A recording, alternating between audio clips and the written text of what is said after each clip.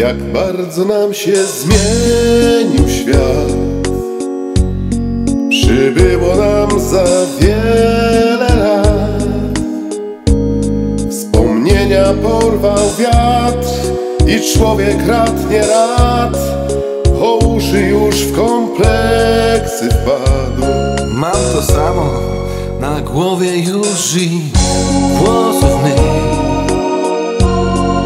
Wieczorem wcześniej spać się chce i w kościach strzyka gdzieś i wzrok już też nie ten i wolniej w żyłach krąży krew. Dziewczyny, które mam na myśli, bo wychodziły za mąż już. Jedynie my, recydywiści, trzymamy wciąż samotny kurs. Choć bywa w sercu drgnie nam coś i czasem w oko wpadnie ktoś, lecz przecież to nie to, co kiedyś chata szkło i bez problemów jakoś szło. Dziś na to już nie starczy sił,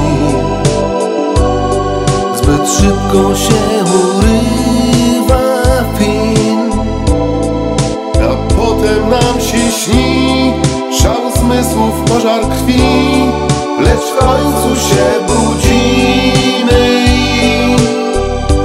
Dziewczyny, które mam na myśli, bo wychodziły za mąż już.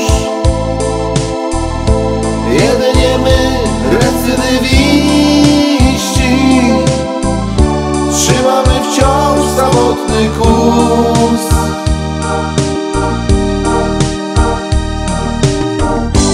Ty, a może by tak jeszcze raz? Już na to chyba nie stać nas. Nikt nam nie daje szans.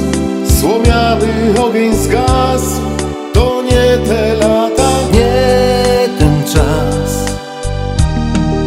Za mało sił, za dużo słów. Przepraszam, lecz za siebie mów. Ty umiesz dać jak znów, bo mnie się marzy cud. Daremne żale, próżny trud. Ich to też czeka.